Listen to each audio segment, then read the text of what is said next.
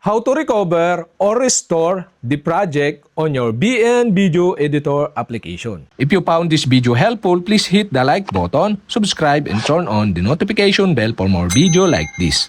Go to BN application. In BN homepage, so I have two projects here.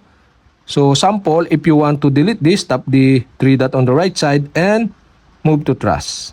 Tap OK to delete. And another one, move to trust, tap OK to delete. So I have no project here. And if you want to recover or restore this project, you'll have to do is tap the profile picture on the lower right side on your screen and tap the gear icon on the upper right side on your screen. And now you can see here the project trust.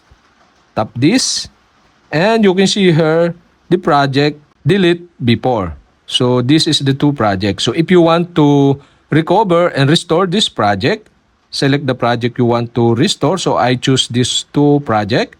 And after that, after you select the project, tap the recover button below to recover the project or restore this project to your BN Video Editor application. That's it. If you found this video helpful, like, subscribe, and see you for my next video.